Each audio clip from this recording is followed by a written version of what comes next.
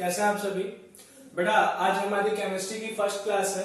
आज मंडे है, तो जैसा कि हमने ओरिएंटेशन क्लास में बात की थी कि आज हमारी केमिस्ट्री होगी। मंडे को एमडब्ल्यूएफ में केमिस्ट्री होगी। तो चलिए स्टार्ट करते हैं, देखते हैं केमिस्ट्री में क्या क्या है और आज हम क्या पढ़ने वाले हैं। आइए बिना टाइम वेस्ट किए स्टार्ट करते हैं। तो देखिए बेटा, ये है हमारी केमिस्ट्री की फर्स्ट बुक। जैसा कि मैंने आपको बताया था कि केमिस्ट्री में टोटल हमारे पास कितने चैप्टर है, याद है बेटा? केमिस्ट्री में टोटल हमारे पास 16 चैप्टर है। ये 16 चैप्टर्स दो बुक में डिवाइडेड हैं, बुक 1 और बुक 2। बुक 1 में ये 9 चैप्टर्स हैं और बुक 2 में हमारे पास 7 चैप्टर्स हैं। तो जो बुक 2 है, बुक 2 की बात हम थोड़ा बाद में करेंगे। बुक 2 के बारे में आगे थोड़े दिनों बाद जानेंगे कि बुक 2 में क्या क्या हमें पढ़ने को मिलेगा। अभी थोड़ा बहुत मैं ऐसे ही बता दूंगा। आइए बुक 1 के बारे में थोड़ा डिटेल में समझते हैं कि बुक 1 में क्या क्या है। तो देखिए, बुक 1 में है हमारा आज का पहला चैप्टर द सॉलिड स्टेट, जिसको कि आज से हम शुरू करेंगे। ठीक है, हमने क्लास 11th में चैप्टर नंबर 5 पढ़ा था, द स्टेट ऑफ मैटर। अगर आप सभी लोगों को याद हो तो द स्टेट ऑफ मैटर के अंदर हमने कुछ लॉज पढ़े थे, Boyle's law, Charles law, Gay Lussac law.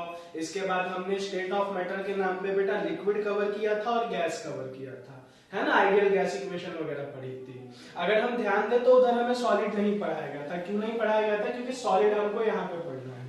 ठीक है, अलग से पूरा ये चैप्टर है, ये सिर्फ सॉलिड के ऊपर है। सॉलिड के बारे में हम पढ़ेंगे। अच्छा, इसके बाद है हमारा सेकंड चैप्टर सॉल्यूशन। तो ये जो हमारा सेकंड चैप्टर सॉल्यूशन है बेटा, इस सॉल्यूशन चैप्टर के अंदर हमारे 9th क्लास का चैप्टर नंबर 3 जो है एटम्स एंड मॉलिक्यूल्स, उसके कॉन्सेप्ट कवर हो रखे हैं।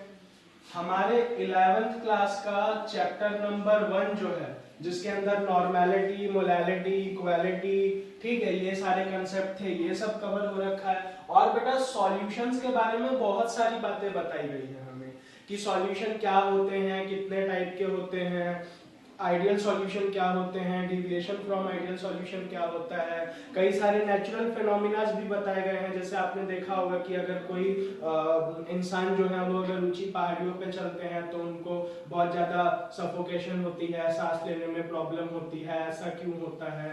तो ये सारी चीजें, एनॉक्सी और बेंड्स, ये कुछ कॉन्सेप्ट हैं। तो बहुत सारी चीजें, डाइमर्स बनाना हमको बताया गया है, बहुत सारी चीजें हैं इसके अंदर। इसके अलावा इलेक्ट्रोकेमिस्ट्री, इलेक्ट्रोकेमिस्ट्री जो लोग पहले कभी पढ़ चुके हैं मुझसे वो ये बात जानते होंगे। मैंने ये बात कई बार बता रखी है कि बेटा इलेक्ट्रोकेमिस्ट्री केमिस्ट्री की वो ब्रांच होती है जिसके अंदर की हम किसका यूज करते हैं, बताइए बताइए बताइए बेटा? इलेक्ट्रो का यूज करते हैं। और इलेक्ट्रो बोले तो बोलिए बोलिए, इलेक्ट्रिसिटी। इलेक्ट्रो बोले तो इलेक्ट्रिसिटी, यानी कि केमिस्ट्री की वो ब्रांच जिसके अंदर की इलेक्ट्रिसिटी यूज होती है, उसको हम बोलते हैं इलेक्ट्रोकेमिस्ट्री। तो इलेक्ट्रोकेमिस्ट्री यहाँ पे हमारे पास इंट्रोडक्शन है। ठीक है बेटा, ध्यान रखेंगे हम कि मतलब इलेक्ट्रोकेमिस्ट्री की जो ब्रांच है उसका हमें यहाँ पे एक इंट्रोडक्शन दिया गया है कि क्या होती है इलेक्ट्रोकेमिस्ट्री, कैसे क्या क्या चीजें होती हैं, सारी चीजों के बारे में। इसमें बहुत इंपॉर्टेंट लॉज भी हैं। फैराडे का लॉ है, कोहेलेंस लॉ है, कई सारी चीजें हैं। ठीक है, इसके बाद से बेटा केमिकल काइनेमेटिक्स। याद है 11th में एक चैप्टर था काइनेमेटिक्स। काइनेमेटिक्स का मतलब होता था क्या, याद है? मोशन, है ना? किसी ऑब्जेक्ट के मोशन को हम काइनेमेटिक्स में पढ़ते थे।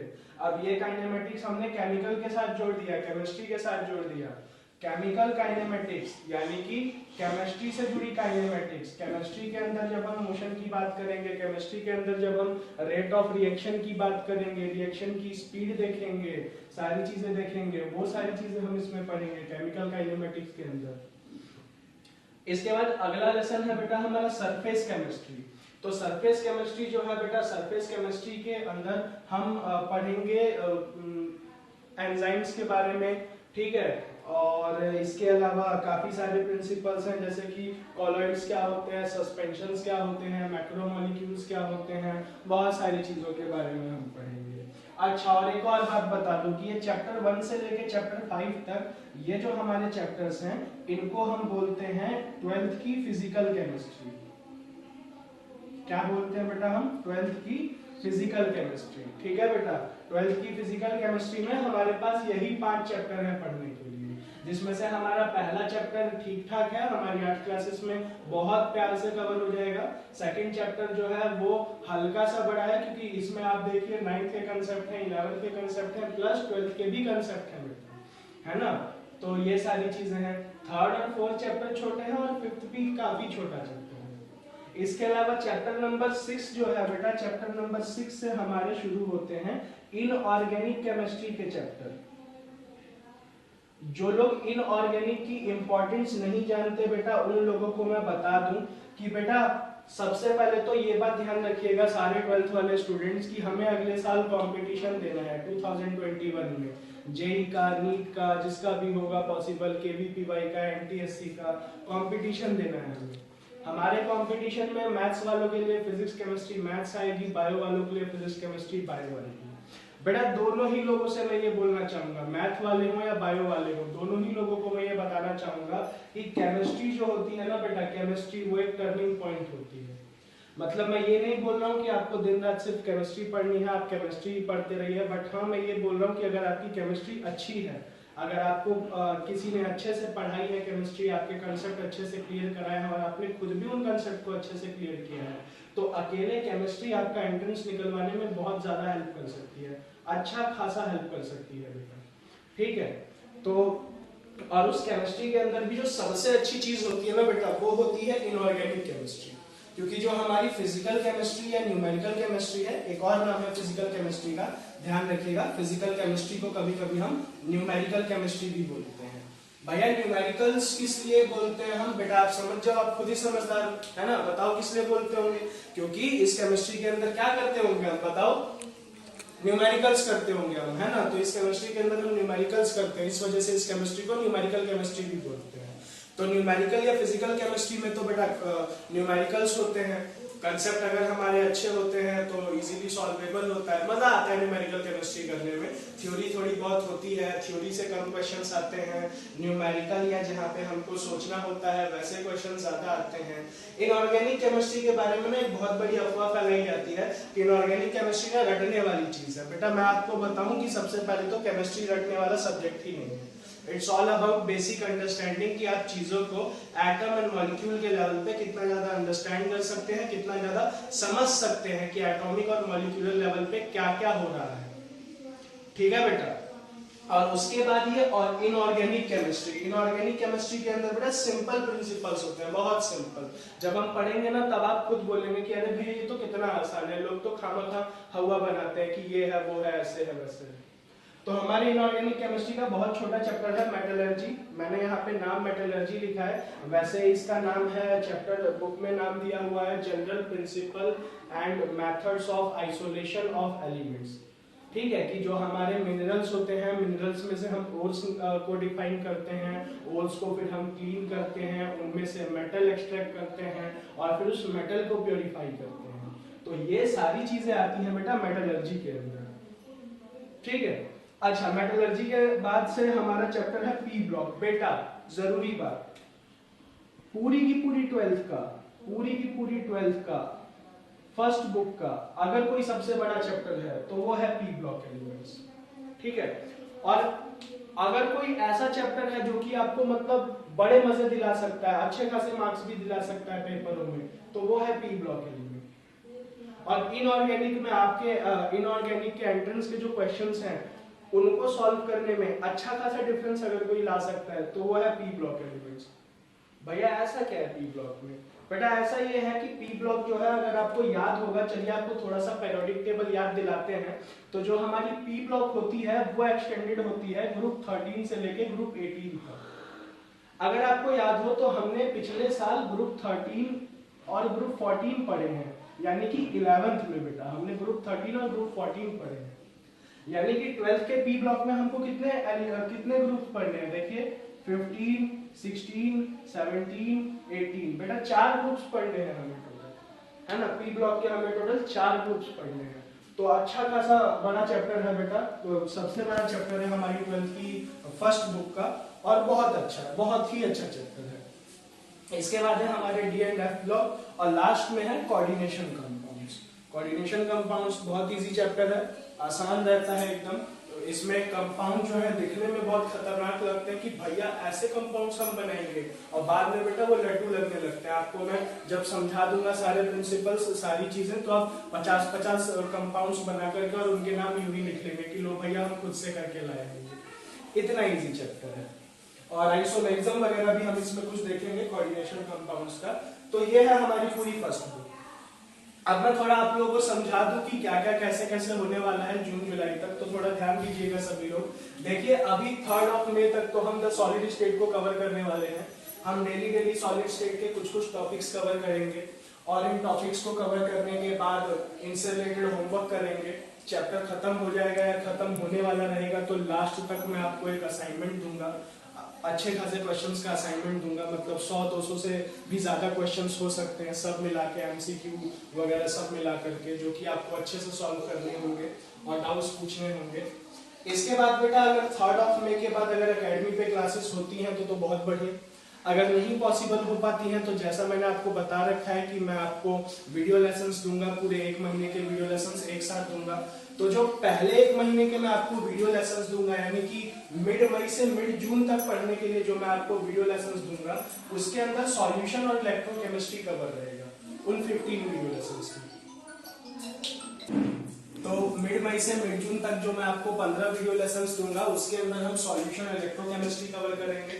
और अगर बेटा उसके बाद भी ऐसा होता है, एडवाइजरी ये आती है कि जुलाई से स्कूल खुलेंगे तो जुलाई से एकेडमीज भी खुलेंगी, उससे पहले ऐसा कुछ भी पॉसिबल नहीं है, तो मिड जून से लेके और जुलाई तक, जुलाई के फर्स्ट वीक तक कवर करने के लिए मैं आपको केमिकल काइनेमेटिक्स, इलेक्ट्रोकेमिस्ट्री और मेटलर्जी ये 3 चैप्टर दूंगा। यानी कि बेटा ये बहुत ज्यादा क्लियर है कि फर्स्ट वीक ऑफ जुलाई तक हम कितने चैप्टर कवर कर चुके होंगे? 6 चैप्टर कवर कर चुके होंगे बेटा। सितंबर के एग्जाम में हमारी फर्स्ट बुक पूरी आती है। न्यूज सुनने में आ रही है कि क्लासेस लेट से शुरू होने की वजह से सिलेबस कम किया गया है, बच्चों का कम आएगा। बट बेटा थोड़ा दिमाग लगाइए कि फर्स्ट टर्म का सिलेबस बेशक कम आए, बट फाइनल में तो पूरे 16 चैप्टर्स आएंगे, है ना। तो बेटर है ना कि हम सारे चैप्टर जल्दी से कवर करके चलें ताकि जल्दी हम आगे बढ़ सके। तो जुलाई के फर्स्ट वीक तक हम 6 चैप्टर्स कवर कर चुके होंगे बेटा, बहुत आसानी से। ठीक है, तो चलिए अभी हम बिना टाइम वेस्ट किए आपका द सॉलिड स्टेट के बारे में देखते हैं कि द सॉलिड स्टेट में हमको क्या क्या पढ़ने को मिलेगा। उसके बाद हम अपनी क्लास जो है आगे शुरू करते हैं। ठीक, तो आइए द सॉलिड स्टेट का ओवरव्यू देखते हैं। तो द सॉलिड स्टेट में हमें क्या क्या जानने को मिलेगा।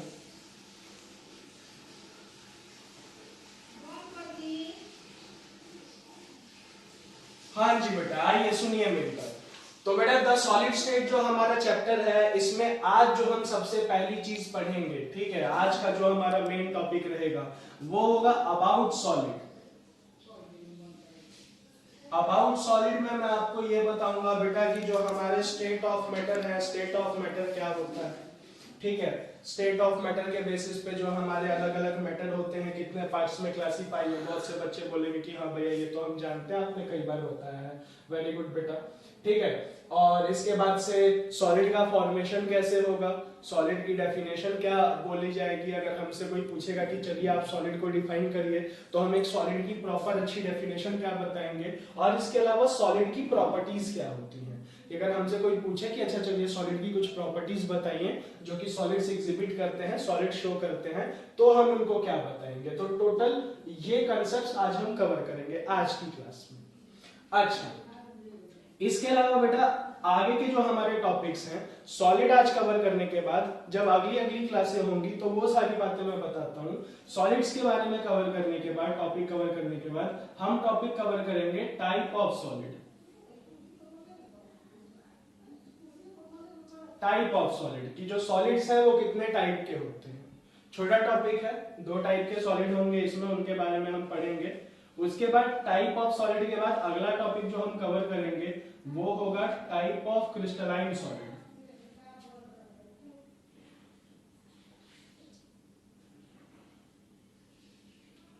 अच्छा बेटा, टाइप ऑफ क्रिस्टलाइन सॉलिड का टॉपिक कवर करने के बाद जो नेक्स्ट टॉपिक होगा जो कि हम कवर करेंगे अपने चैप्टर में, वो होगा क्रिस्टल लैटिस।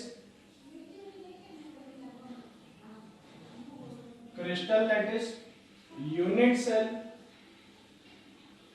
और number of atoms in a unit cell. ये सारे टॉपिक्स होंगे। इतने टॉपिक्स कवर करने के बाद अब यहां से कुछ मेन टॉपिक्स आएंगे जो कि बहुत ही इंपॉर्टेंट हैं और जिनसे कंपटीशन में अच्छे खासे क्वेश्चंस आते हैं। ठीक है, तो उनमें से पहला टॉपिक होगा क्लोज पैकिंग।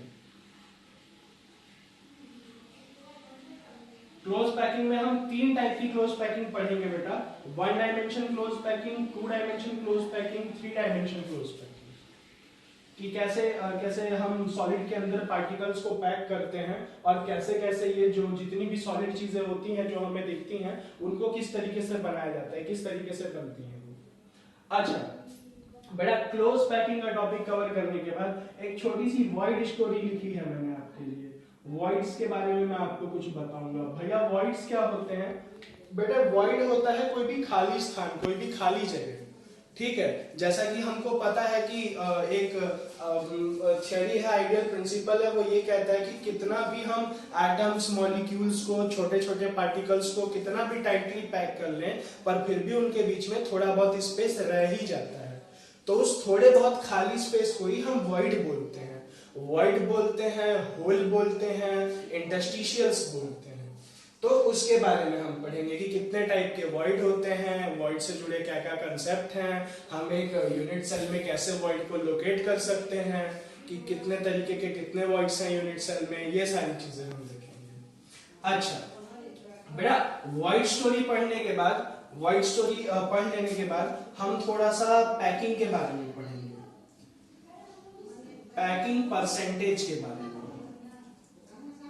कि किस तरीके से किस किस यूनिट सेल में, किस किस क्लोज पैकिंग में कितना पैकिंग परसेंटेज होता है। पैकिंग परसेंटेज का मतलब कि अगर हमारे पास 100% स्पेस अवेलेबल है तो 100% स्पेस में से कितना परसेंट स्पेस पार्टिकल्स ने ऑक्यूपाई कर रखा है और कितना परसेंट स्पेस खाली है, ये पता करने को हम बोलते हैं पैकिंग परसेंटेज। पैकिंग परसेंटेज का टॉपिक कवर करने के बाद हम कवर करेंगे अपना अगला टॉपिक, जिसका नाम होगा इम्प्योरिटीज। इम्प्योरिटीज का टॉपिक कवर करने के बाद हम अगला टॉपिक कवर करेंगे इलेक्ट्रिकल प्रॉपर्टी।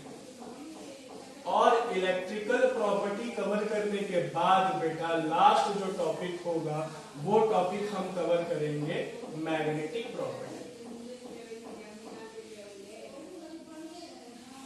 ठीक है बेटा, तो टोटल 10 टॉपिक्स हैं जिनके अंदर की हमने चैप्टर को कैटेगराइज कर रखा है। चैप्टर हमारा कैटेगराइज हो रखा है। हर एक टॉपिक को कवर करने के बाद टॉपिक से जुड़े जो थोड़े बहुत क्वेश्चंस होंगे वो थोड़े बहुत क्वेश्चंस मैं आपको कराऊंगा, यहीं बोर्ड पे कराऊंगा, उनके बारे में समझाऊंगा और आंसर आपको डिक्टेट करूंगा। आंसर आपको कॉपी लेके बैठना है, आंसर डिक्टेट जब मैं करूंगा तो आपको लिखना है, ठीक है, ध्यान से लिखना है आपको आंसर। तो यही सारे हमारे टॉपिक्स हैं और चलिए फिर शुरू करते हैं, है ना। आज का अपना पहला टॉपिक है अबाउट सॉलिड, तो अबाउट सॉलिड से शुरू करते हैं हम।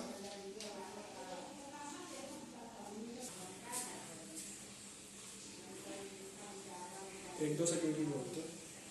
आइए बेटा बात सुनिए, स्टार्ट करते हैं अपना आज का पहला टॉपिक स्टेट ऑफ मैटर से और फिर आगे बढ़ेंगे सॉलिड के बारे में कि स्टेट ऑफ मैटर क्या होता है। तो देखिए बहुत सिंपल है, स्टेट ऑफ मैटर किसको कहते हैं हम। तो बेटा देखिए क्या है कि हमारे पास जितनी भी चीजें हैं, जो भी हम अपने आसपास देखते हैं, वो जिन भी फॉर्म में रहते हैं, मतलब सॉलिड फॉर्म में हो, लिक्विड फॉर्म में हो, गैसियस फॉर्म में हो, वो ना इन दो चीजों की वजह से रहते हैं, टेम्परेचर और प्रेशर। ठीक है बेटा, तो किसी भी टेम्परेचर और प्रेशर के कॉम्बिनेशन की वजह से या किसी भी टेम्परेचर और प्रेशर के सेट की वजह से हमारा मैटर, ध्यान से समझिएगा, किसी भी टेम्परेचर या प्रेशर के कॉम्बिनेशन की वजह से या टेम्परेचर और प्रेशर के सेट की वजह से हमारा मैटर जिस फॉर्म में पाया जाएगा, जिस फॉर्म में पाया जाएगा,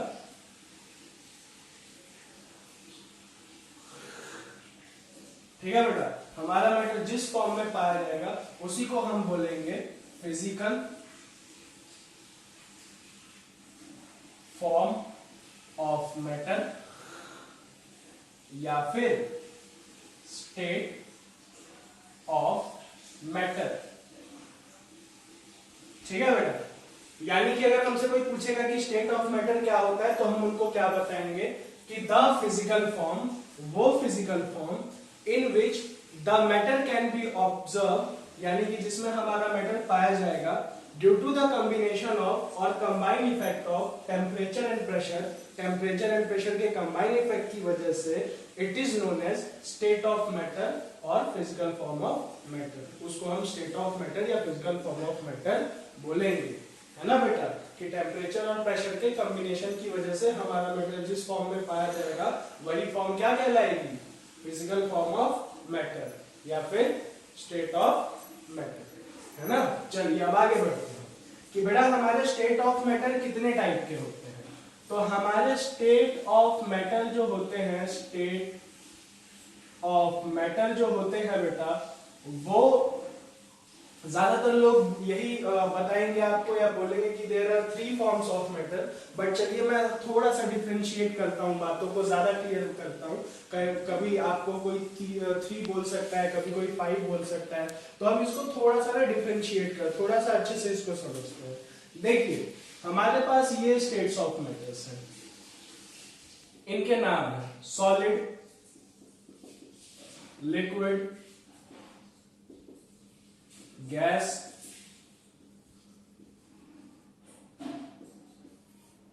प्लाज्मा और बीईसी। बीईसी बोले तो बोस, आइंस्टाइन, कंडेंसेट।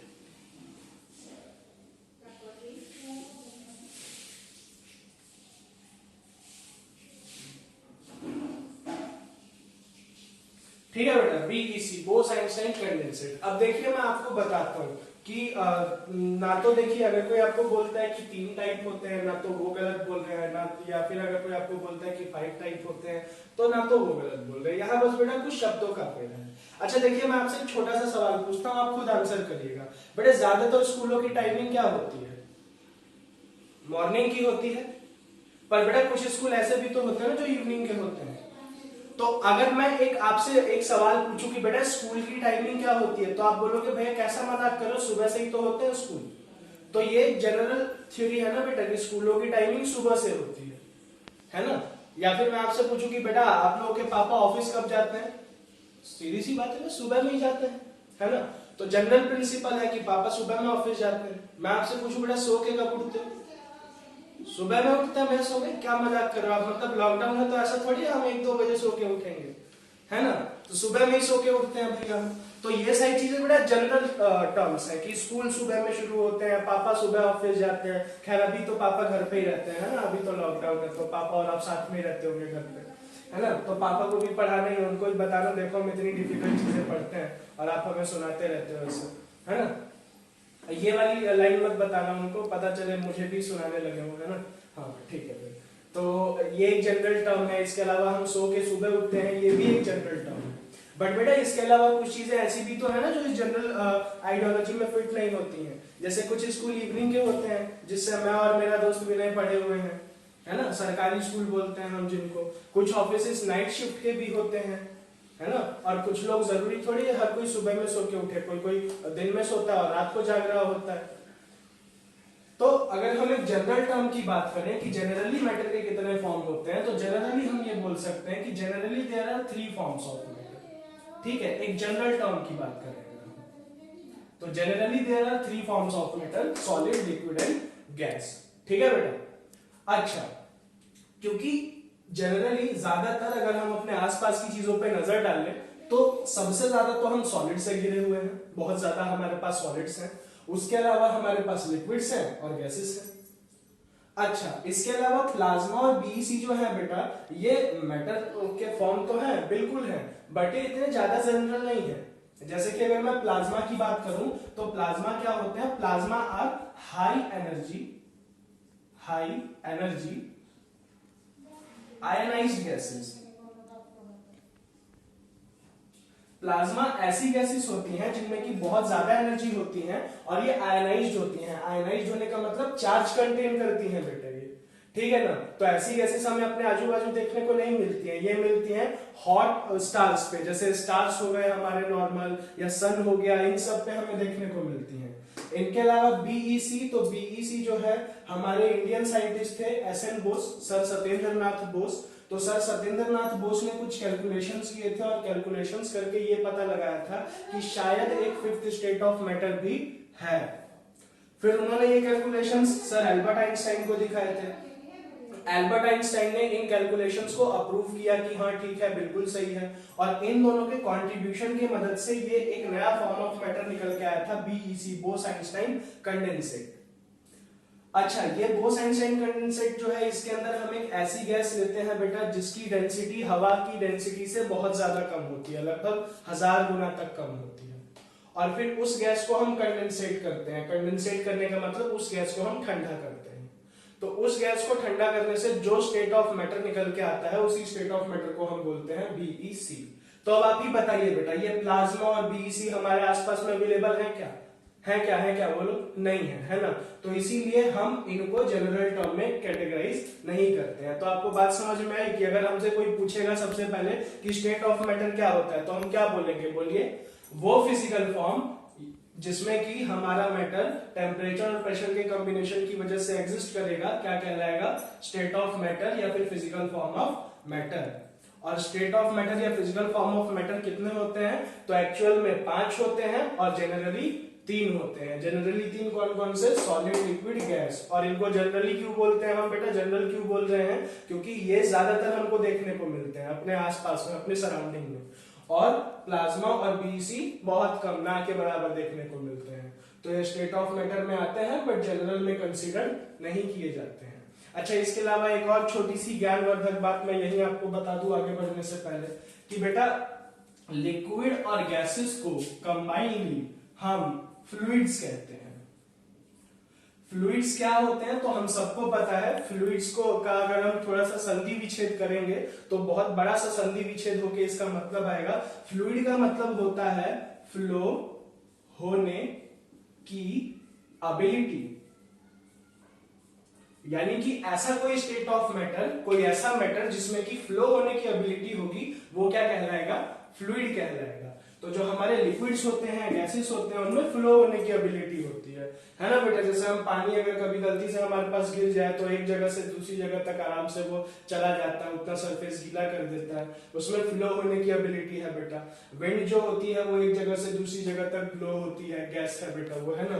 तो जिन चीजों में, जिन मैटर्स में फ्लो होने की एबिलिटी हो, उनको हम बोलते हैं फ्लूइड्स। तो liquid and gases are called fluids, है ना? और क्यों फ्लूइड्स कहेंगे हम इन्हें? Because they have ability to flow. अच्छा, चलिए बेटा, अब आगे बढ़ने से पहले आगे हम जो टॉपिक पढ़ेंगे उसका नाम है फॉर्मेशन ऑफ सॉलिड स्टेट, कि सॉलिड स्टेट का फॉर्मेशन कैसे होता है। उससे पहले ना कुछ छोटे छोटे पॉइंट्स हैं, छोटी छोटी बातें हैं, मैं आपको वो कवर करा देता हूं, ताकि ना जब हम फॉर्मेशन ऑफ सॉलिड स्टेट पढ़ेंगे तो ये सारी चीजें, ये सारे प्रिंसिपल्स आपको हेल्प कर सकेंगे। ठीक है, फॉर्मेशन ऑफ सॉलिड स्टेट को देखने में। तो देखिए बेटा, कुछ बातें हैं, कुछ बातें मैं आपको बताता चलता हूं साथ के साथ, कि देखिए अगर हम अपने आसपास नजर डालें ना, तो हमारे आसपास हम बहुत ज्यादा सॉलिड से घिरे हुए हैं, सबसे पहली बात। दूसरी बात कि आपने देखा होगा कि अलग अलग कामों के लिए हमें अलग अलग प्रकार के सॉलिड्स की आवश्यकता होती है। अर्थात अगर हमें बैठना है तो बैठने के लिए हमें कुर्सी की आवश्यकता होती है, वो एक सॉलिड है। पर अगर हमें चाय बनानी हो तो हम कुर्सी जैसे बर्तन पे चाय बना सकते हैं? नहीं बना सकते हैं। मतलब जिस चीज से कुर्सी बनी हुई है, जिस मटेरियल से कुर्सी बनी हुई है, उसी मटेरियल के बर्तन में हम चाय नहीं बना सकते हैं, क्योंकि वो बैठने के काम में तो आएगा, वो स्ट्रेंथन मटेरियल तो है, लोड तो संभाल सकता है, पर वो अच्छा थर्मल कंडक्टर नहीं है, वो जल्दी मेल्ट हो जाएगा, है ना? खराब हो जाएगा जल्दी। इस वजह से हम उसमें चाय नहीं बना सकते हैं। ठीक है, तो अलग अलग कामों के लिए हमें अलग अलग सॉलिड्स की जरूरत होती है। अब एक सवाल उठता है छोटा सा, कि भैया यार एक बात बताइए, ये जो सॉलिड्स होते हैं, ये जो हमारे सॉलिड्स होते हैं ना भैया, ये जो सॉलिड्स होते हैं हमारे, ये सॉलिड्स ऐसे डिफरेंट डिफरेंट टाइप के कैसे होते हैं? मतलब बोर्ड है, ये भी सॉलिड है, ये अलग टाइप का है, मार्कर है, ये भी सॉलिड है, अलग टाइप का है, भैया खुद को देखो, आप भी सॉलिड हो, अलग टाइप के हो, है ना? तो ये डिफरेंशिएशन कैसे? तो बेटा अलग अलग सॉलिड अलग अलग प्रकार के होते हैं, 2 रीजंस की वजह से। कितने रीजंस की वजह से बताओ? 2 रीजंस की वजह से। कौन कौन से 2 रीजन होते हैं बेटा? एक तो है nature of constituent particle,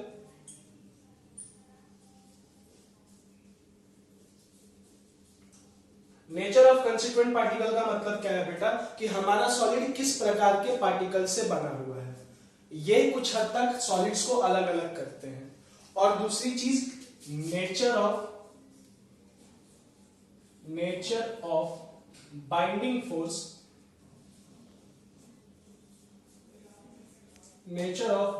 force, operating between particles. कहने का मतलब क्या है बेटा कि जो हमारा सॉलिड है, देखिए एक तो अलग अलग सॉलिड्स अलग अलग होते हैं। क्यों? क्योंकि एक तो हो गया नेचर ऑफ कंस्टिट्यूएंट पार्टिकल्स कि अलग अलग सॉलिड्स के जो कंस्टिट्यूएंट पार्टिकल्स होते हैं वो अलग अलग होते हैं। दूसरी चीज की अलग अलग सॉलिड्स के अंदर जो बाइंडिंग फोर्स होता है, बाइंडिंग फोर्स क्या हुआ बेटा कि ये सॉलिड का एक पार्टिकल है और ये सॉलिड का दूसरा पार्टिकल है। इन दोनों पार्टिकल्स को जोड़ने में जो फोर्स लग रहा है उसको ही हम क्या बोलेंगे? बाइंडिंग फोर्स बोलेंगे, है ना बेटा। तो इन दोनों पार्टिकल्स को जोड़ने में जो बाइंडिंग फोर्स लग रहा है वो अलग अलग सॉलिड के लिए अलग अलग होता है। बात समझ में आई बेटा? क्लियर है टॉपिक? एकदम आसान से, है ना, कि अलग अलग सॉलिड अलग अलग होते हैं। फटाफट बताइए क्यों? दो रीजंस की वजह से। क्या क्या रीजन? सबसे पहला रीजन कि कंस्टिट्यूएंट पार्टिकल का नेचर अलग अलग हो सकता है। दूसरा रीजन कि कंस्टिट्यूएंट पार्टिकल के बीच में जो बाइंडिंग फोर्स लगेगा वो अलग अलग होगा, है ना। अच्छा, अब बेटा यहाँ सॉलिड के फॉर्मेशन को समझने से पहले आइए जरा हम कुछ टर्म्स की बात कर लेते हैं। कुछ टर्म्स के बारे में मैं आपको समझा देता हूँ और उनके बीच में ना हम थोड़ा सा एक रिलेशन देख लेंगे। तो जो हमारे कुछ टर्म्स है ना, कुछ टर्म्स हमारे ये हैं।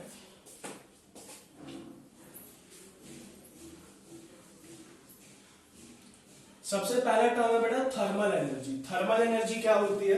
तो थर्मल एनर्जी का मतलब होता है किसी भी एटम, मॉलिक्यूल या पार्टिकल की एनर्जी। क्या बोला मैंने? कि किसी भी एटम, मॉलिक्यूल या पार्टिकल की एनर्जी, पार्टिकल की एनर्जी। अच्छा, थर्मल एनर्जी के बाद एक और चीज, inter particle distance. Inter particle distance, inter particle distance क्या होता है बेटा? तो देखिए पार्टिकल डिस्टेंस मतलब पार्टिकल्स का डिस्टेंस, और इंटर मतलब बीच का। इंटर पार्टिकल डिस्टेंस मतलब पार्टिकल्स के बीच का डिस्टेंस, कि एक पार्टिकल से दूसरे पार्टिकल के बीच में कितना डिस्टेंस है, इसी चीज को हम बोलेंगे इंटर पार्टिकल डिस्टेंस, है ना। बेसिक है एकदम ये। अच्छा, इंटर पार्टिकल डिस्टेंस के बाद अगली चीज है inter particle force of attraction. Inter particle force of attraction का मतलब क्या है बेटा कि हमारे एक पार्टिकल और दूसरे पार्टिकल को साथ में जोड़े रखने में जो अट्रैक्शन फोर्स लग रहा है, इनके बीच में जो अट्रैक्शन फोर्स लग रहा है उसको हम बोलेंगे inter particle force of attraction. भाई ये चीजें तो 11th में पढ़ी थी, फिर क्यों बताई आपने? बेटा इस वजह से बताई हमने क्योंकि अभी ना हम आपको एक छोटा सा रिलेशन बताएंगे और उस रिलेशन को बताने के बाद हम देखेंगे कि सॉलिड फॉर्मेशन में ये चीजें किस तरीके से काम आती है, किस तरीके से चेंज होती है। ठीक है, चल जाइए तो आगे बढ़ते हैं हम फटाफट। तो आइए बेटा फटाफट जरा जल्दी जल्दी हम कुछ रिलेशंस देख लेते हैं। तो हमने अभी क्या क्या पढ़ा? Inter particle force of attraction पढ़ा, इंटर पार्टिकल डिस्टेंस पढ़ा और थर्मल एनर्जी पढ़ी। तो देखिए बेटा, जो हमारे कोई भी स्टेट ऑफ मैटर होता है, कोई भी स्टेट ऑफ मैटर दो चीजों के नेट इफेक्ट की वजह से बनता है, और वो दो चीजें कौन कौन सी हैं? तो inter particle force of attraction और थर्मल एनर्जी। जैसा कि आप लोग जानते हैं, जो लोग पहले से पढ़े हुए हैं मुझसे, जो लोग नहीं जानते उनको मैं बता दूं कि बेटा ये जो रिलेशन मैंने यहाँ पे ड्रॉ किया है इसको हम बोलते हैं इनवर्स रिलेशन। इनवर्स रिलेशन का मतलब क्या है कि inter particle force of attraction और थर्मल एनर्जी एक दूसरे के इनवर्सली प्रोपोर्शनल है। मतलब किसी चीज के लिए हम inter particle force of attraction जितना बढ़ाएंगे थर्मल एनर्जी उतनी ही कम होती जाएगी, और किसी चीज के लिए हम inter particle force of attraction को जितना कम करेंगे थर्मल एनर्जी उतनी ही बढ़ेगी, इंक्रीज होगी। यह है हमारा इनवर्स रिलेशन। अच्छा, एक और रिलेशन, ये तो पहला रिलेशन था। दूसरा रिलेशन कि inter particle force of attraction inversely proportional होता है इंटर पार्टिकल डिस्टेंस के। यानी कि दो पार्टिकल्स के बीच में जितना ज्यादा अट्रैक्शन फोर्स होगा उनके बीच की दूरी उतनी ही कैसी होगी बताइए, कम होगी। जितना ज्यादा फोर्स ऑफ अट्रैक्शन उतनी कम दूरी, और जितना कम फोर्स ऑफ अट्रैक्शन उतनी ज्यादा दूरी। अच्छा, आगे बढ़ते हैं। अगला रिलेशन है कि inter particle force of attraction जो है वो हमारा इनवर्सली प्रोपोर्शनल होता है टेम्परेचर के। यानी कि आप किसी चीज को टेम्परेचर दीजिए, उसका inter particle force of attraction जो है वो चेंज होना चालू हो जाएगा। टेम्परेचर जैसे जैसे बढ़ता जाएगा inter particle force of attraction कम होता चला जाएगा, डिक्रीज होता चला जाएगा। अच्छा, तो इससे हम क्या समझ सकते हैं बेटा, इससे हम एक बड़ा सा रिलेशन ये ले सकते हैं कि हमारा जो inter particle force of attraction होता है वो इनवर्सली प्रोपोर्शनल होता है किस किस के बताइए, थर्मल एनर्जी के,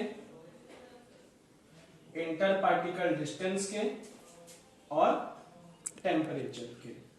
अच्छा बेटा, आप जरा ध्यान दीजिए कि इनमें से किसी भी चीज के बढ़ने की वजह से, थर्मल एनर्जी के, इंटर पार्टिकल डिस्टेंस के, टेम्परेचर के बढ़ने की वजह से inter particle force of attraction क्या होगा बेटा, कम होगा, है ना। इसका मतलब कि हम ये बोल सकते हैं कि thermal energy, inter particle distance और टेम्परेचर, ये तीनों हमारे inter particle force of attraction के क्या है बेटा बताओ, दोस्त हैं दुश्मन है?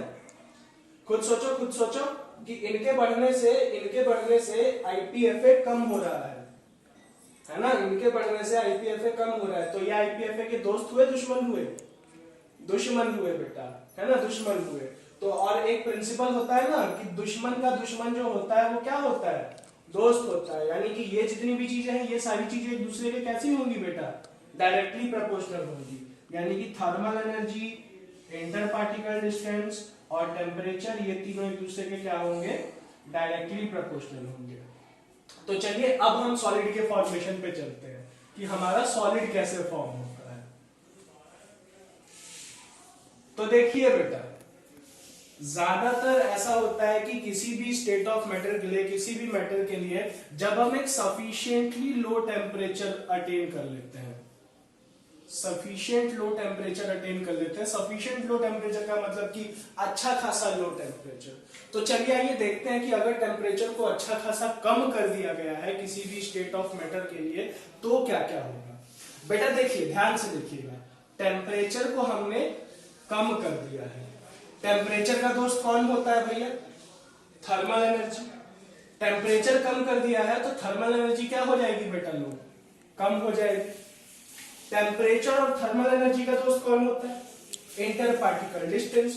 टेम्परेचर कम किया तो थर्मल एनर्जी कम हुई, थर्मल एनर्जी के कम होने की वजह से इंटर पार्टिकल डिस्टेंस भी क्या होगा बेटा, कम होगा। और जरा ध्यान से देखिए और समझिए कि इन तीनों का इकलौता दुश्मन कौन है, IPFA, inter particle force of attraction. तो बेटा अगर टेम्परेचर, थर्मल एनर्जी और आईपीडी, इंटर पार्टिकल डिस्टेंस कम हो रहे हैं तो सीधी सी बात है बेटा, इनकी वजह से क्या होगा बताइए, आईपीएफए का क्या होगा, ये बनाओ क्या बनाओ, बताओ जल्दी बताओ।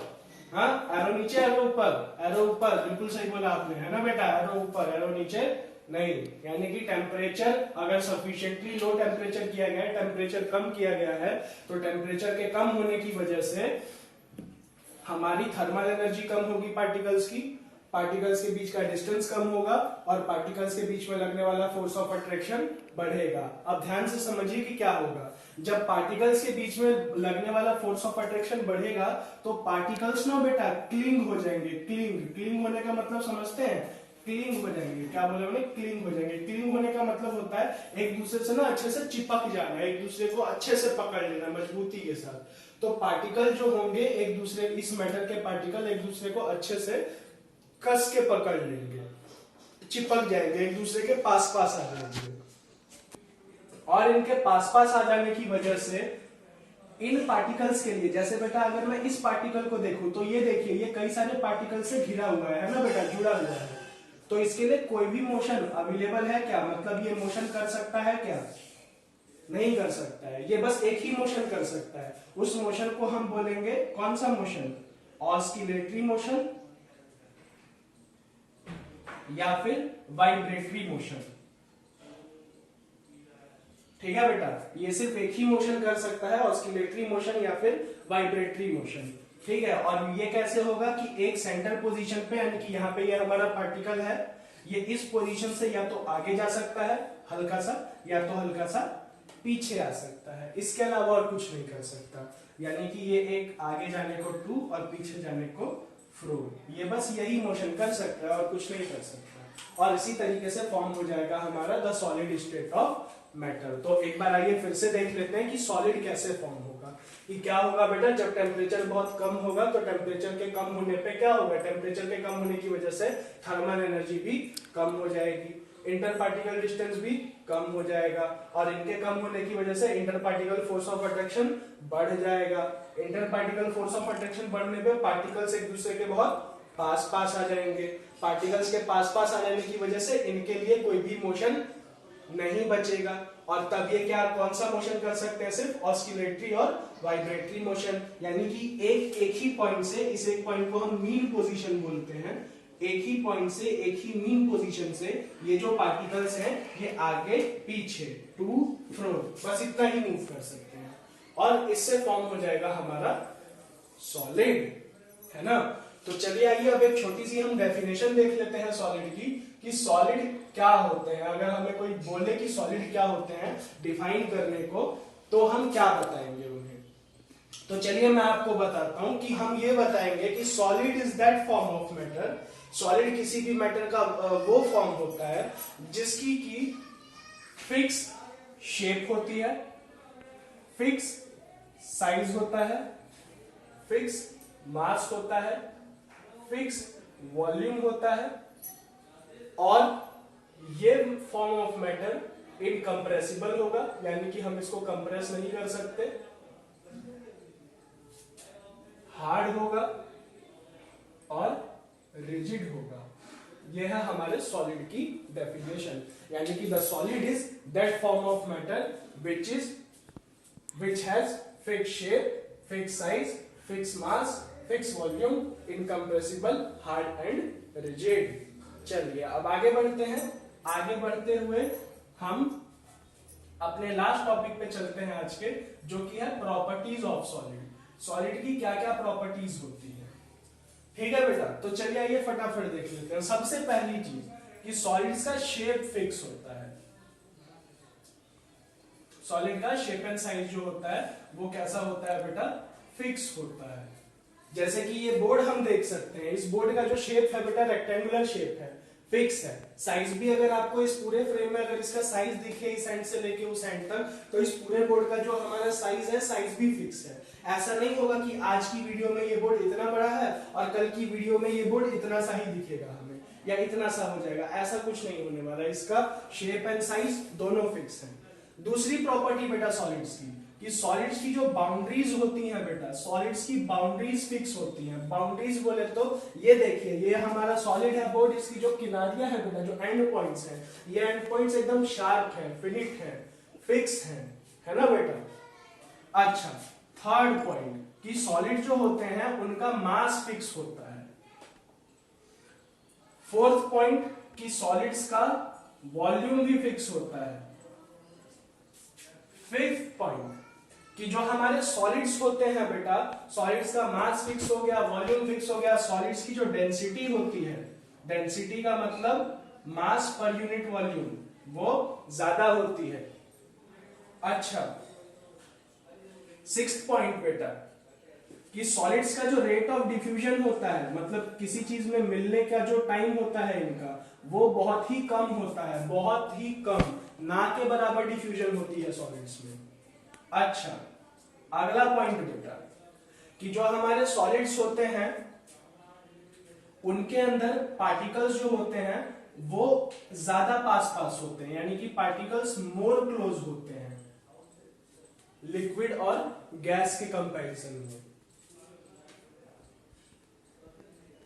एट्थ प्रॉपर्टी, अगली प्रॉपर्टी बेटा कि जो पार्टिकल्स होते हैं, पार्टिकल्स की काइनेटिक एनर्जी बहुत कम होती है। नाइन्थ प्रॉपर्टी बेटा बस ज्यादा नहीं, अब एक दो प्रॉपर्टी और है। नाइन्थ प्रॉपर्टी कि जो हमारे सॉलिड्स होते हैं, सॉलिड्स का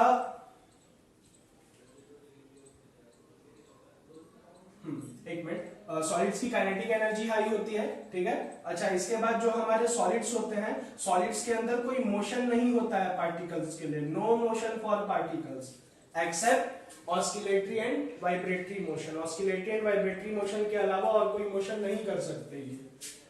10th पॉइंट बेटा कि इनका melting and boiling point high होता है as compare to liquids and gases. 11th point कि ये इनकंप्रेसिबल होते हैं, इनको इजीली कंप्रेस नहीं किया जा सकता है। और बेटे लास्ट और 12th पॉइंट कि इनका जो वेपर प्रेशर होता है, वेपर प्रेशर इनका लो होता है। अब जो आपको नोट्स मिलेंगे उनको जरा ध्यान से देखिएगा, क्योंकि उन नोट्स में इन सारे प्रॉपर्टीज के लिए कॉजेस भी लिखे हुए हैं कि अगर सॉलिड का शेप एंड साइज फिक्स होता है तो क्यों होता है, बाउंड्रीज फिक्स होती है तो क्यों होती है, सारी चीजें। ठीक है बेटा, तो आज का अपना ये टॉपिक होता है कंप्लीट। अब आप फटाफट, मैं आपको 3 क्वेश्चंस बोलता हूँ, फटाफट वो क्वेश्चन अपनी नोटबुक ओपन करिए और उसमें वो 3 क्वेश्चन लिखिए। वो 3 क्वेश्चन आपको होमवर्क करने हैं। पहला question, a rubber can be stretched, a rubber can be stretched, then why it is called solid? कि एक रबड़ को स्ट्रेच किया जा सकता है फिर भी हम इसको सॉलिड क्यों बोलते हैं। सेकंड क्वेश्चन लिखिए, sugar and salt occupy the space of container in which they are kept. Sugar और salt occupy the shape of container in which they are kept, then why they are called solid? कि जो चीनी और नमक होते हैं, चीनी और नमक को आप जिस कंटेनर में रखें वो उसी कंटेनर की शेप ऑक्यूपाई कर लेते हैं, फिर भी हम उनको सॉलिड क्यों कहेंगे। And third and last point, a sponge can be easily compress, a sponge can be easily compress, एक स्पॉन्ज को इजीली कंप्रेस किया जा सकता है, then why it is called solid, फिर भी हम इसको सॉलिड क्यों बोलते हैं। ये 3 क्वेश्चंस हैं, ये 3 क्वेश्चंस आप करके रखिएगा। अगली क्लास जो होगी अब हमारी वेडनेसडे को होगी केमिस्ट्री की, कल फिजिक्स की क्लास है, इलेक्ट्रोस्टेट शुरू करेंगे। अगली क्लास में जो होगी केमिस्ट्री की उसमें मैं आप लोगों से पूछूंगा और हम इन क्वेश्चंस के बारे में बात करेंगे, ठीक है बेटा। आंसर बताऊंगा मैं आपको इनके। चलिए चलते हैं, जय हिंद बेटा।